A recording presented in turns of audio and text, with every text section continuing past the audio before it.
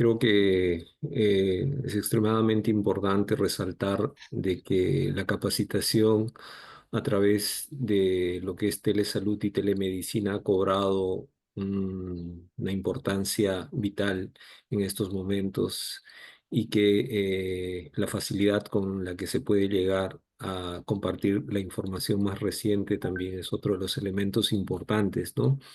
Y de todo esto quiero resaltar de que Mario ha sido un residente nuestro y excelente colega, excelente médico, que ahora nos va a hacer una presentación sobre la importancia de la aproximación farmacocinética y farmacodinámica en el campo clínico.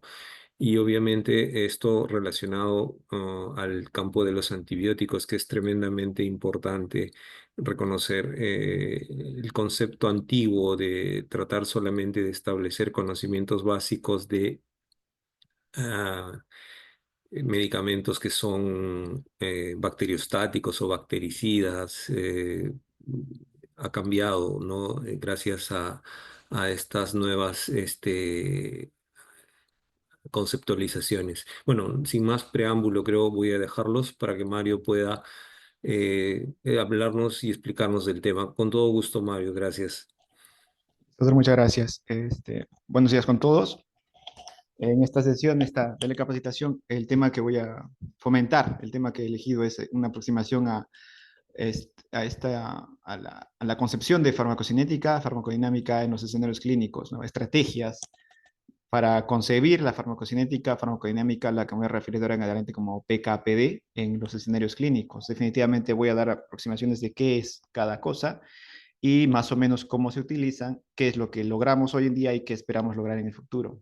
La idea de esto, de estos parámetros, es poder resolver la pregunta, ¿no? Si las dosis que usamos son las correctas. Las dosis que usamos actualmente, bueno, en la mayoría de los medicamentos, y no son todos, y particularmente los antibióticos, son dosis estructuradas a partir de los estudios que se han hecho en estos medicamentos en grandes poblaciones, estudios de fase 2, fase 3, en los que generalmente se incluye, o sea, se estudia la toxicidad y la eficacia del medicamento.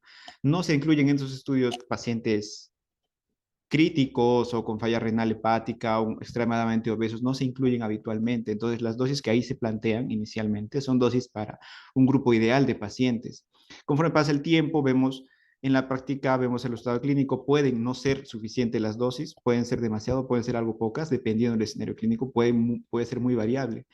Y otra limitación es que los antibióticos, cuando los empleamos, no tenemos un feedback inmediato. Es muy común usar anestésicos, analgésicos, medicamentos vasopresores, incluso en los que se administra un medicamento en un paciente de diversas características, y vemos una respuesta a los minutos y entendemos que hay que subir o bajar la dosis y ver qué más se puede hacer. El admítico, que es un medicamento tan importante, no tiene esta respuesta inmediata. Y a lo más que vamos a llegar es a una respuesta clínica y es lo que se recomienda son 48 72 horas en las que se puede evaluar la eficacia del tratamiento antibiótico en el escenario clínico, ¿no? Distinto todavía hablar de una respuesta microbiológica, ¿no? Cuando el germen identificado en un inicio desaparece en el control. Entonces, estas son limitaciones que tenemos con los antibióticos. Una aproximación a eso es el TDM, que trata de responder esto. Me dice la concentración, me dice, estás exponiendo al germen a tanta concentración. Es una intención de aproximarnos a esto y resolver esa limitación. Y entonces, entender PKPD, tomando estas dudas, estas preguntas, es tratar de responderlas y mejorar la exposición. Para eso se utilizan modelos PKPD, o sea, las concentraciones, tenemos datos clínicos, factores individuales y modelado PKPD para poder resolver esto. Entonces, las propiedades PKPD, las que tengo que introducirme puntualmente, son estas, ¿no? Cuando se pone un medicamento, el antibiótico, hay una curva de evolución en el paciente. La concentración sube y luego en un momento baja hasta que el medicamento desaparece del torrente sanguíneo. Ya, sube y baja para desaparecer del organismo. Entonces, este procedimiento, este curso del antibiótico en el tiempo, está determinado por conceptos básicos, ¿no? Se absorbe, se distribuye, se metaboliza y finalmente se elimina. Esto es farmacocinética. La farmacocinética determina el curso del antibiótico a lo largo del tiempo. Y lógicamente, los procesos de distribución, metabolismo no son los mismos en todos los pacientes y tampoco son los mismos en el mismo paciente, dependiendo de en qué momento se está haciendo la evaluación. ¿Mm?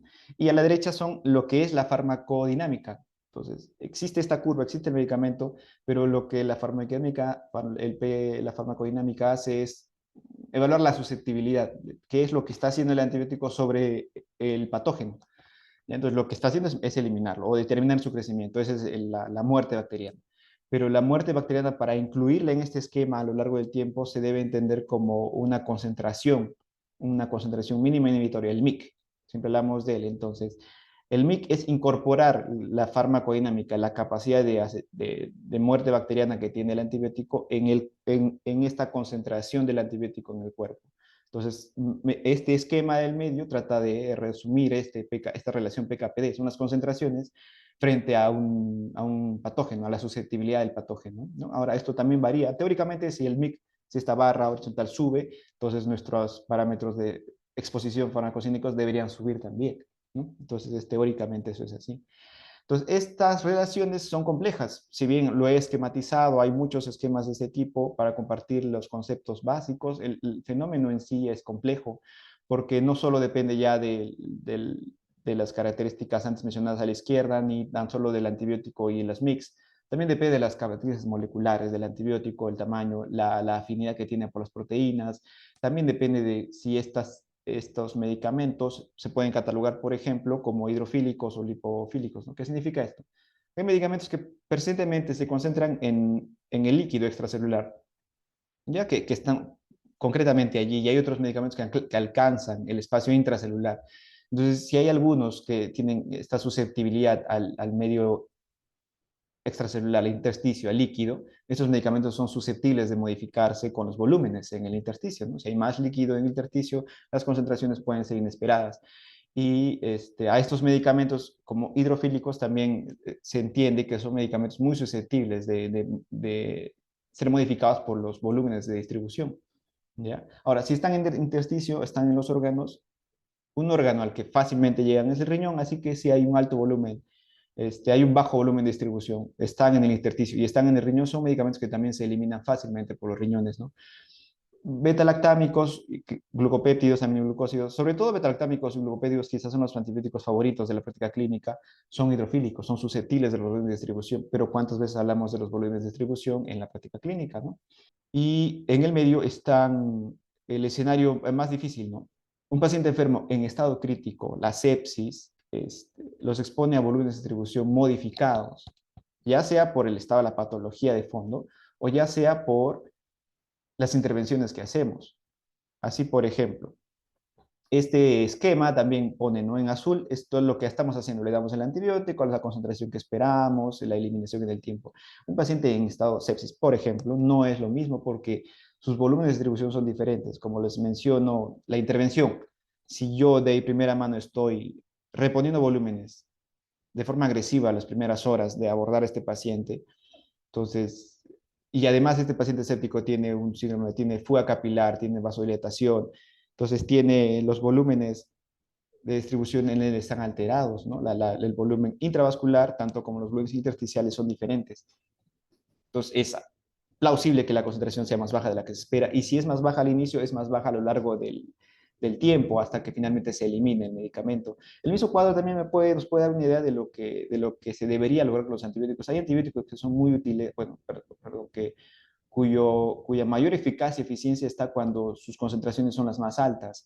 Hay otros medicamentos que quizás no necesitan ser concentraciones muy altas, pero tienen que ser persistentes en el tiempo, ¿ya? Entonces, eso, uniendo estas limitaciones, hay sugerencias de qué es lo que debo lograr como objetivo PKPD.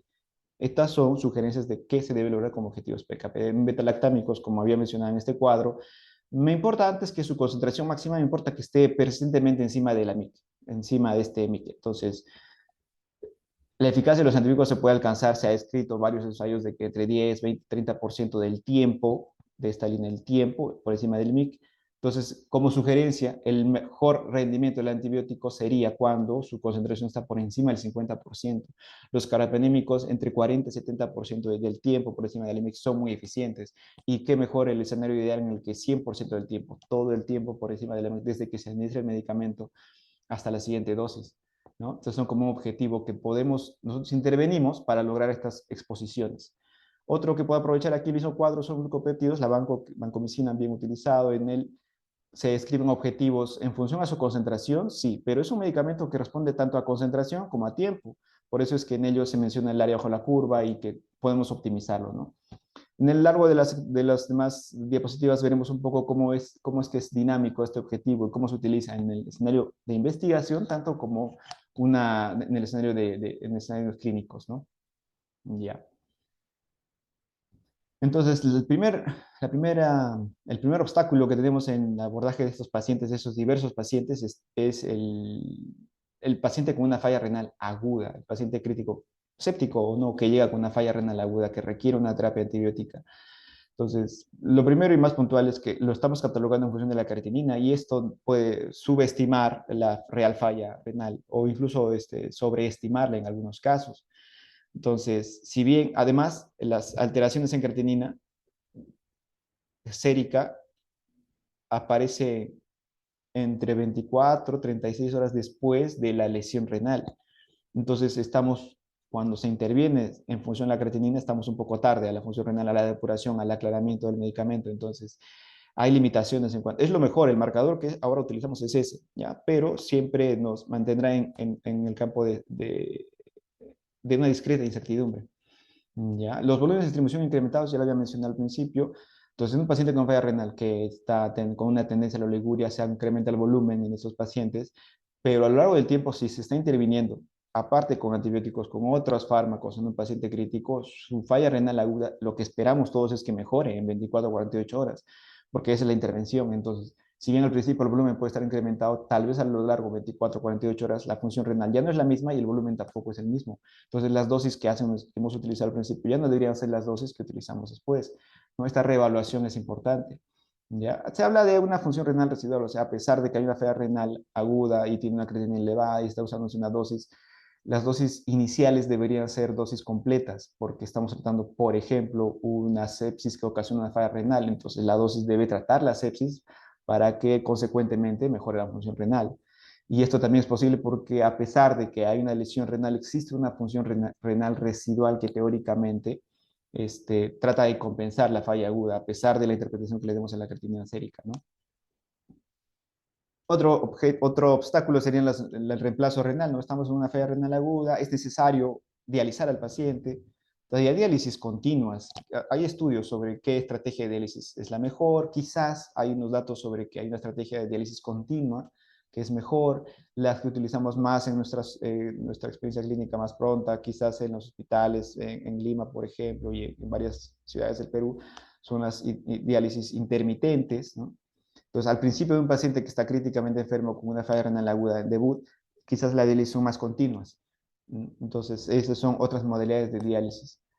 Entonces, esto cambia porque cada escenario de diálisis es diferente y el antibiótico, ¿qué está sucediendo con él? ¿No? Hay algunas diapositivas que voy a poder mostrar qué estrategias se puede usar en este caso, ¿no? Y sí puedo mencionar un poco entre los tipos, entre comillas, de diálisis, sin ir en detalle sobre cómo se indica cada una de ellas.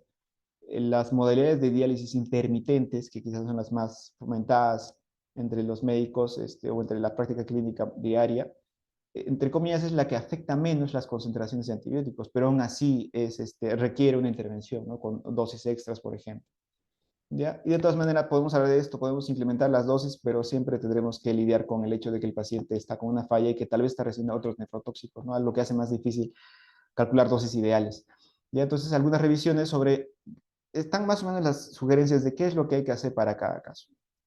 Entonces, este cuadro, por ejemplo, de la derecha me da una respuesta a mi primera pregunta. Nos tenemos una falla renal aguda, se está usando una terapia de diálisis continua, por ejemplo, en las que el volumen, o sea, se instala este tipo de diálisis que no afecta mucho la hemodinámica del paciente, ¿no? Pero está eliminando constantemente el antibiótico y los medicamentos. Entonces, lo que se sugiere es administrar el medicamento en vez de una dosis intermitente que está graficada acá como puntos continuos, es darle una dosis continua que está graficada acá como una línea amarilla. Entonces, infundo el medicamento a lo largo de 24 horas. Entonces, si yo comparo estas dos estrategias, por ejemplo, aquí señalo que el tiempo sobre que es el objetivo en beta-lactámicos, con ambas estrategias sí se logra un porcentaje aceptable, ¿no? Más del 40%, como había mencionado, incluso más del 50%, en ambas estrategias sí se logra, ¿ya? Claramente con la infusión continua, si yo pongo el medicamento y lo infundo por 24 horas, puedo lograr exposiciones del 100% todo el tiempo. Ya no hay momentos en el que la exposición baja. Entonces, se optimizaría más la respuesta justo en este escenario clínico en el que la diálisis, en el que estamos dializando al paciente, hablo de la diálisis continua, en los que las concentraciones pueden ser algo impredecibles, ¿no? Pero esto es para el modelo de diálisis continua. Normalmente no es muy frecuente ver esta estrategia de diálisis. Las diálisis más frecuentes que utilizamos por lo menos son las diálisis intermitentes. Entonces, la respuesta en esos casos es dar dosis adicionales post-diálisis e incluso dar dosis adicionales pre-diálisis. Hay una estrategia sugerida para la práctica con aminoglucósidos, ¿no? Los aminoglucósidos, la micacina, por ejemplo, son medicamentos que dependen de concentración, no de tiempo. Yo quiero que tenga una alta concentración y evitar que en el tiempo se acumule el medicamento para producir daño tóxico. Este cuadro señala lo que se ensayó, por ejemplo, en las líneas puntadas está.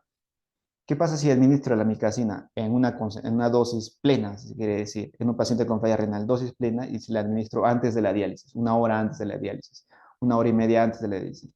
Le doy la dosis plena, alcanzo altísimas concentraciones, concentraciones que son efectivas. Luego el paciente entra a diálisis y finalmente elimina el medicamento. Entonces, después de 6 u 8 horas, ya se ha reducido el riesgo de toxicidad en ese paciente y se ha logrado la exposición que se desea. Si se compara con las dosis de aminoglucósidos post-diálisis, que son dosis ajustadas a la función renal, que son dosis más bajas, entonces llegamos a concentraciones acetales no tóxicas, a lo largo del tiempo igual se van a eliminar, pero hemos obviado la posibilidad de darle el uso más óptimo a este medicamento, ¿no? Entonces, esta es una estrategia propuesta, señalada, ¿no? Dar la aminoglucósido dosis completa antes de las diálisis, por lo menos en pacientes críticos con falla renal, ¿no? La otra ventaja es que el aminoglucósido cada vez más se está utilizando en periodos cortos de tiempo. Si un paciente está crítico, los primeros 3 o 4 días puede recibir aminoglucósidos como terapia empírica, por ejemplo, y a lo largo del tiempo, ya con mejor respuesta o incluso con un germen aislado, ya podemos retirar el aminoglucósido y cambiar a otra estrategia antibiótica, ¿no? Entonces, esto se puede ir valorando, es dinámico, ¿no? Y a propósito de las infusiones continuas, cuando se instala una infusión continua, yo tengo el medicamento beta-lactámico, pipetazo, meropenem, se lo estoy infundiendo, se lo doy 24 horas constantemente, estamos por encima de la MIC, perfecto. Pero se ha quedado claro que cuando se está instalando esta infusión, este modelo trata de señalarnos que como estoy usando una dosis a una velocidad de infusión más lenta, justamente para alcanzar las 24 horas, hay un periodo de tiempo al inicio que las concentraciones pueden ser subóptimas, la exposición puede ser baja. Por ejemplo, iniciamos con meropenem en la derecha. Entonces, si yo infundo el medicamento en 30 minutos, que es la infusión intermitente, puedo alcanzar concentraciones. La posibilidad de alcanzar la concentración ideal, o sea, ocurre antes de los 10 minutos. Ya estoy llegando a concentraciones porque lo estoy dando rápido el medicamento.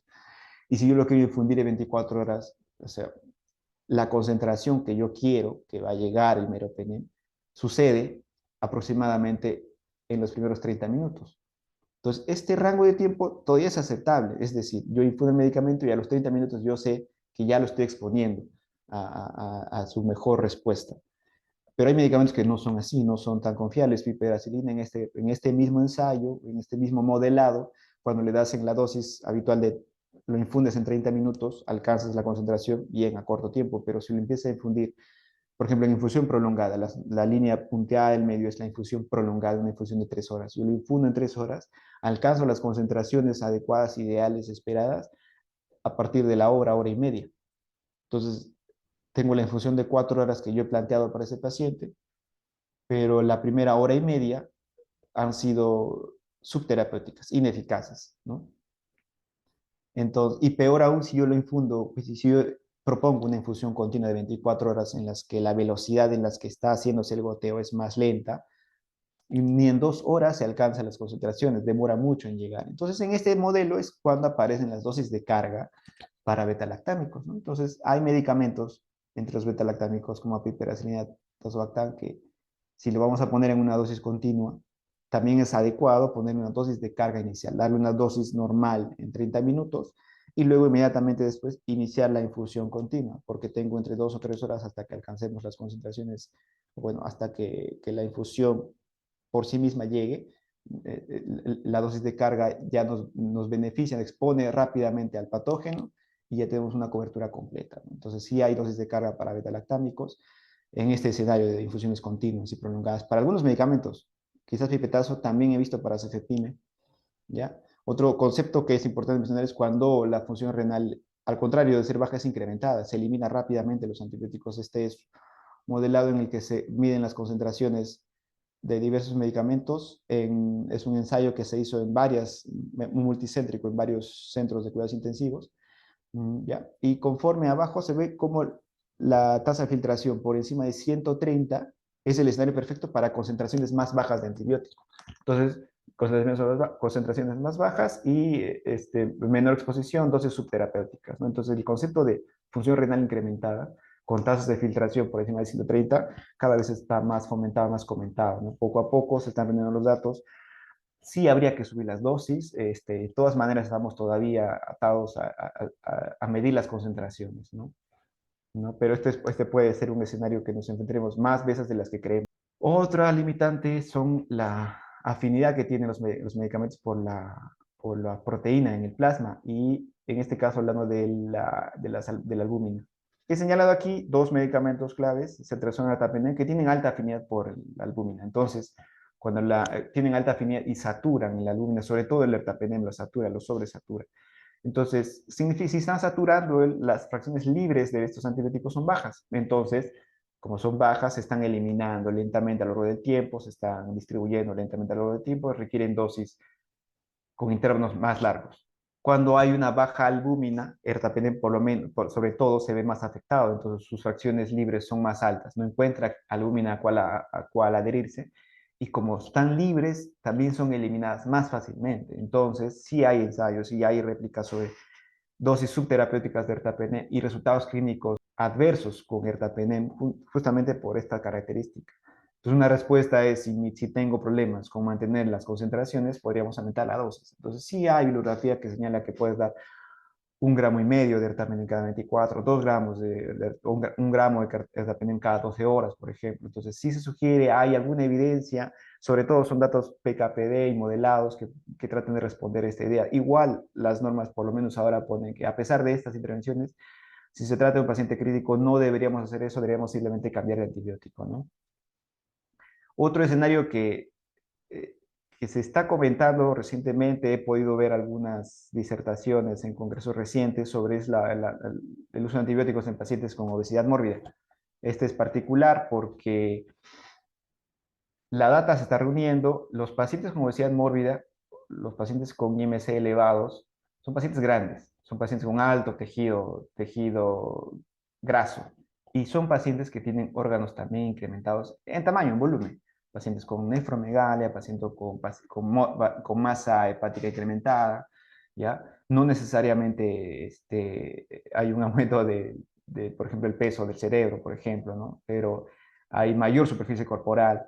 Pero estas modificaciones en peso, poco a poco los datos reunidos están señalando que no significan que hay un incremento proporcional de los parámetros farmacocinéticos. Así es que a mayor peso, mayor dosis, no necesariamente, casi no. Hay algunos medicamentos que ya se sugieren dosis fijas, dosis tope. Hay otros que todavía sí son susceptibles de modificar la dosis según el peso e incluso según el peso más la edad más la función renal, ¿no? Entonces no es tan simple, pero se está reuniendo la información. Otro objetivo, otro tema es cómo estamos haciendo este cálculo. Hay los diversos estudios han tratado de hacer una aproximación a la obesidad, pero obesidad como con ajustando los antibióticos a la masa corporal magra, que es la masa corporal sin grasa, o ajustando el antibiótico al peso ideal o al peso total real del paciente, ¿no? Y muchos estudios, sobre todo, bueno, utilizan el IMC para catalogar a los pacientes y luego utilizan las otras fórmulas para administrar la dosis de los antibióticos, ¿no? Y la superficie corporal también se utiliza, pero sobre todo en pediátricos y para medicamentos diferentes a los antibióticos, ¿no? En pacientes adultos, sobre todo para quimioterápicos y tal. Entonces, hay diversas fórmulas. También hay medicamentos que se sugiere que tal o cual fórmula utilizar, sí es verdad. pero también es una información dinámica. Hasta hace un par de años, por ejemplo, la daptomicina tenían que utilizar dosis ajustada, peso corporal ajustado. Hoy en día están utilizando dosis fijas. Entonces, ahí depende del estudio que queramos ver, pero lo que he traído para fomentar, por ejemplo, algunos antibióticos. En el caso del Linezolid, en el cual confiamos bastante, que tiene un altísimo volumen de distribución, llega a las células, llega al intracelular, confiamos en él para las partes blandas. ¿Qué pasa si es un paciente obeso que tiene gran cantidad de partes blandas?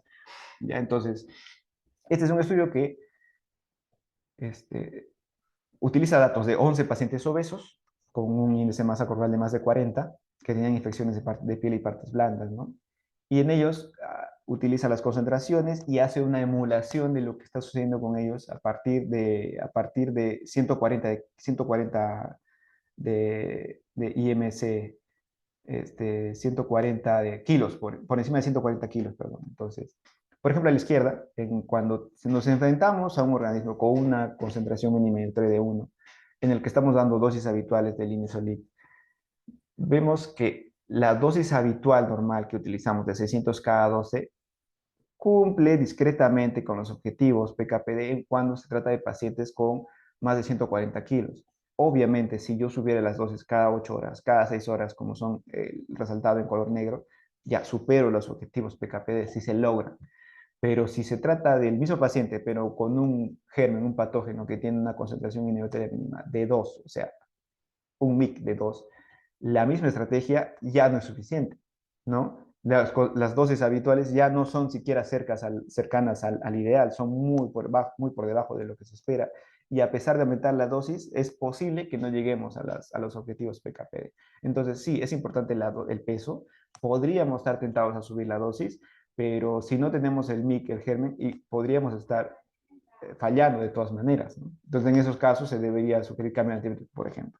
¿Ya? Entonces aquí a la derecha es un poco la conclusión de ese pequeño estudio, que si bien con dosis más altas, el linezolid para pacientes con peso corporal total de más de 100 kilos, más de 140 kilos, alcanza los objetivos, incluso en ese rango de peso, si los mix son más altos, ya no se alcanzan los objetivos, debería cambiarse. Entonces, y otra razón para no estar aumentando la dosis tan agresivamente es que acá hay del parte del mismo estudio, una conclusión es que ¿cuál es el riesgo entonces de toxicidad por las dosis que estamos utilizando? Ya sabemos que con las dosis habituales de linezolid, mientras la tasa de filtración sea más baja, hay más riesgo de trombocitopenia, que es uno de los efectos adversos más comunes del linezolid.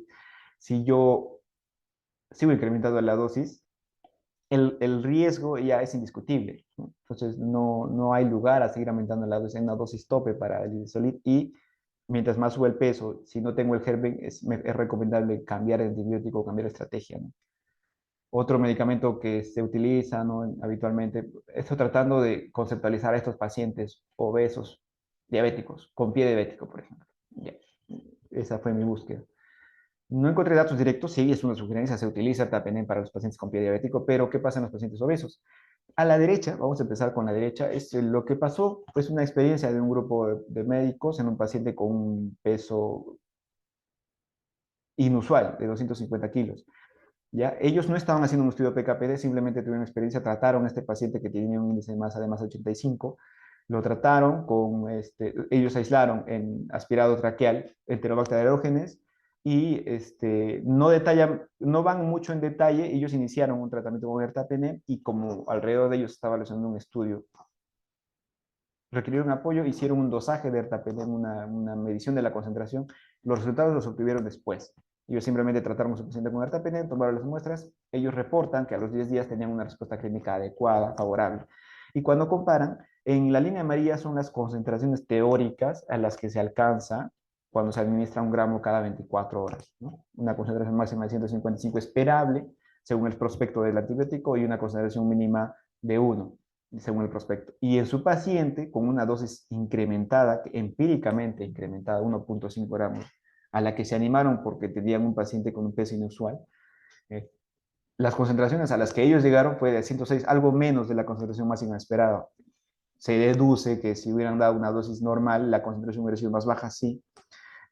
Pero también es cierto que a la concentración mínima obtenida, por lo menos en su observación, fue de 3.3, 3 veces más de la reportada, que puede estar en relación a la concentración de albúmina, ¿no? De este paciente reportó, o sea, si su concentración de albúmina es normal y la concentración inicial es alta, tal vez sea sobresaturado la albúmina y simplemente tienen como un depósito de ertapenem, pero esto todo es teórico, ¿no? Simplemente una experiencia que ellos señalan.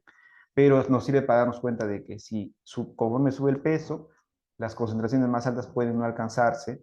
Y a la izquierda está un estudio farmacocinético más completo en el que utilizan, fueron seleccionados, o bueno, fueron pacientes voluntarios, no obesos y obesos de diversa categoría en los que se utiliza ertapenem y se reta a ver cuántos de ellos llegan al objetivo terapéutico PKPD más óptimo, que como había mencionado es una concentración, un tiempo de exposición de más del 40% por encima de la MIC. ¿Cuántos de ellos, o cuál es la probabilidad de que ellos lleguen? Entonces, un paciente con un peso, no, con un no obeso, en más del 80% de las veces va a llegar a esta concentración del 40% por encima de la MIC. Sí, es aceptable. Que ya se ve en los pacientes obesos, ya nos está llegando. Y a lo largo de este estudio también trata de simular diversas concentraciones, diversos mix. Entonces es lo mismo. Si yo tengo un organismo que es muy susceptible, las concentraciones se pueden alcanzar. En este ejemplo a la derecha, ellos obtuvieron un MIC de 0.064, ¿no? O sea, que concentraciones de ertapenem más modestas todavía habrían sido efectivas. ¿No? Pero ¿qué pasa si tengo gérmenes que tienen mix más altos? Muchas veces no tenemos este mix de primera intención, las tenemos después de varios días. Entonces, si tengo un mix de 0.5, ya ninguna dosis de ertapenem en pacientes obesos son eficientes. Lo mismo, incluso en un paciente no obeso, el ertapenem puede que no alcance las dosis, las concentraciones ideales. Por eso es que también en pacientes críticos se desestima muy frecuentemente el ertapenem. Pero el estudio sirve para darnos cuenta de que aún es peor en pacientes obesos. ¿Ya? Aún así, hay ensayos que señalan no modificar la dosis de ertapenem, pero eso es porque otra vez están utilizando pacientes ideales, no pacientes críticos, ¿no? Bueno, pero estas son las dudas, preguntas y las limitaciones que tiene este antibiótico, ¿no? Y otro antibiótico bien utilizado, bien común es la vancomicina. En la vancomicina hay un montón de estudios. Lo que se sugiere, lo que es ideal sería hacer esto. Esto es lo que está un poco más sustentado, ¿no? O sea, podemos usar diversas dosis de carga de vancomicina y luego utilizar la vancomicina dosis total, me quiero decir al peso corporal total, ¿no? Con un límite de dosis de carga de 3 gramos, por ejemplo, y luego medir la concentración, hacer una valoración del área bajo la curva y según eso ir en adelante. Pero muchas veces esto no es práctico, no se puede lograr estas concentraciones tan rápidamente. Entonces, este estudio hizo por CRAS mezcla un poco más que solo el peso, habla del peso, la edad y la tasa o la creatinina sérica, generando una fórmula que sí bien es compleja, pero nos permite entender que hay dosis de carga establecidas y que aunque el peso sugiere dosis de carga,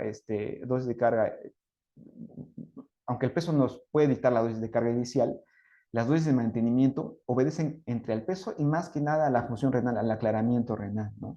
Entonces, esto es lo nuevo para la comicina, en caso de pacientes obesos.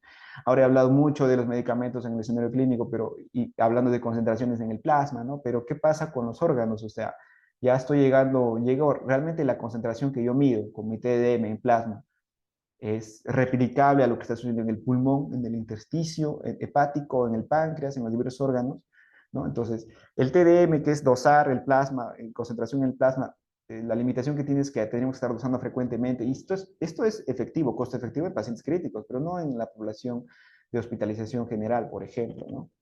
Entonces, ¿qué es lo que sabemos un poco de esto? Es a nivel pulmonar, si yo agarro y hago un lavado bronquial alveolar, o también mido lo que es la concentración del antibiótico en el líquido de revestimiento alveolar, esto es lo que resultamos, ¿no? En los betalactámicos, sus concentraciones, estas son dos concentraciones proporcionales, ¿no? La proporción de la concentración en líquido, en el BAL, en el lavado alveolar, versus la concentración en plasma, ¿no? Entonces, aparentemente las mejores concentraciones proporcionales de uno las alcanza cefepima, ¿no? Si utilizo estas técnicas de concentración, y meropenem, piperacilina son algo menos, ¿no? Entonces, aparentemente la penetración de los diversos betalactámicos es variada, es diversa. De todas maneras, la experiencia clínica es diferente, ¿no? Otro ejemplo es el de vancomicina, que tiene concentraciones mucho más bajas en tejido pulmonar, y otro más variable es el de los aminoglucósidos. Pero es una respuesta a esta variabilidad en este tipo de pacientes, y sobre todo pacientes críticos, es lo que se hace con las pacientes en ventilación mecánica, ¿no? En ellos, ¿qué se hace? Se utiliza nebulización de los antibióticos y cuando los nebulizas tú alcanzas concentraciones ideales mejores en los pulmones. Entonces, estas concentraciones o estas relaciones antes descritas se optimizan con la nebulización de los antibióticos. Y es importante que hay pues, nebulizadores de diverso tipo, no basta solo con lo que se conoce, con lo que utilizamos habitualmente, deben utilizar dispositivos ya estudiados, descritos. Hay tipos de dispositivos y lo que yo quiero es que el dispositivo me entregue moléculas de pequeño tamaño, las suficientes como para llegar a los alvéolos. Y quiero que me las entregue de forma homogénea, ¿no? Porque hay dispositivos que te entregan de todo, entre menos de 5, más de 5 micras, entonces las moléculas más grandes se pierden en el tubo orotraqueal, se pierden en el trayecto antes de llegar al alvéolo y tal, ¿no? Entonces hay modelos de los dispositivos JET, los platos vibratorios supuestamente son los mejores. Y también estos son los dispositivos que se utilizan en los ensayos para ese tipo de pacientes. Y el otro paso es también adecuar el ventilador mecánico, porque yo le puedo dar nebulizador, le tengo el antibiótico, pero el paciente no está sincronizado al ventilador, o es un paciente que tiene una frecuencia respiratoria muy alta, o el volumen corriente está muy alto, ¿no? Entonces, también hay que aproximarnos un poco a eso. Esto es muy variable, pero es lo que se puede hacer en este tipo de pacientes críticos. Entonces, estamos hablando ya de los extremos de la terapia antibiótica, cuando ya está fallando todo.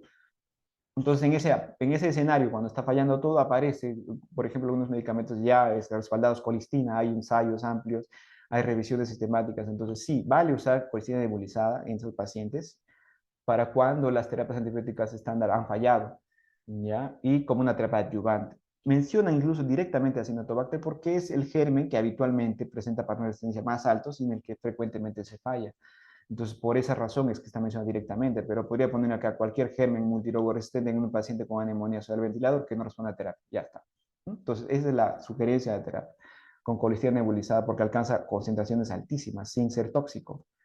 Y otro que también está recomendado es amicacina. Hay ensayos clínicos para amicacina. Tampoco las concentraciones, si bien las concentraciones son altas para colistina y amicacina, es cierto que hay estudios que señalan que no hay beneficio en mortalidad. Y está bien porque, una vez más, lo que se sugiere para estas terapias se sugieren en escenarios extremos, en los que ya no hay más opciones, en los que el riesgo es mucho más alto. Allí parece ser que sí hay beneficio, ¿no? Cuando ya no hay más otras alternativas. Entonces, estos tres ensayos muestran que, pues sí, no, el resultado comparativamente con otras terapias es el mismo. Aparentemente la mortalidad es la misma. Por eso es que está relegado para gérmenes muy resistentes en los que las terapias endovenosas ya han fracasado o no hay más alternativa, ¿no? Y para terminar, lo que se hace en ECMO, en la terapia, es otro dispositivo que utilizan en pacientes críticos, son la circulación extracorpórea. Puntual. Lo que antes se decía es que afectaba mucho los parámetros PKPD, pero es porque los datos iniciales se hicieron en pacientes pediátricos, muy pequeños. Entonces, como es un espacio extra, un compartimento extra, hay que cebarlo, hay que llenar un líquido. Muchas veces estos pacientes reciben transfusión sanguínea, muchas veces estos pacientes reciben cristaloides para cebar el dispositivo. Entonces, es lógico que el volumen se vea muy afectado en pacientes pequeños, neonatos, pediátricos, porque en azul veríamos lo que es el volumen extra del ECMO. Entonces ya las concentraciones son inesperadas. Pero en pacientes adultos, quizás sus volúmenes en comparación a su peso y su volumen no es tan alta, por eso es que ya se sugiere nuevamente que además con los dispositivos nuevos puede haber un poco de impacto, por lo menos hasta donde se sabe, ¿no? El ECMO se ha estado utilizando frecuentemente desde que tenemos neumonías virales severas, desde el H1N1 en 2009 hasta el COVID recientemente ha sido motivo para el que se popularice su uso entre las UCIs de diversos países. Pero si reúno los datos que existen, se ha tratado de ensayar ECMO en diversos antibióticos, sus concentraciones en ECMO y sus concentraciones como comparativos con pacientes control. Entonces, la mayor parte del tiempo no hay variaciones entre las concentraciones logradas. Se deduce por eso que los resultados deben ser similares. También considerar que si un paciente está en ECMO es un paciente crítico. Entonces, el resultado malo o bueno, va a ser difícil relacionar directamente con el antibiótico, si no es que a los demás factores asociados, ¿no? Se puede concluir de este manojo de estudios es que imipenem, fluconazol son medicamentos que van a ser muy susceptibles a las concentraciones de ECMO, pero los más utilizados como Vancomycin, Line, probablemente no. De todas maneras hay que tener dosajes terapéuticos para ver qué está sucediendo con nuestro paciente y tratar de intervenirlo, ¿no? Muchas veces en el hospital de Valiati, la unidad de farmacocinética nos ha ayudado bastante con este tipo de pacientes. La doctora Aliaga, el doctor Fernández nos ayudaba mucho con el dosaje de vancomicina y dosaje de otros medicamentos para tratar de resolver estas brechas, ¿no? Entonces, como conclusión, los parámetros PKP nos permiten maximizar la exposición-respuesta de los antibióticos que ya tenemos. Ojalá tuviéramos otros, pero mientras no los tengamos, tenemos que hacer lo mejor que podamos con lo que tenemos. Los pacientes son dinámicos, los pacientes críticos sobre todo, son de una forma hoy día, son diferentes mañana y serán diferentes acá una semana, entonces las terapias también deberían modificarse a lo largo del tiempo. Y que, claro, cada escenario clínico requiere una discusión aparte y muchos escenarios y estudios clínicos pendientes, ¿no? Al respecto de cada uno. A pesar de las limitaciones, el TDM todavía, o sea, el dosaje y la concentración plasmática todavía es la mejor herramienta para escribir lo que está pasando en este tipo de pacientes. Estas son mis conclusiones y de todas maneras espero si tiene alguna pregunta o comentario sobre mi disertación,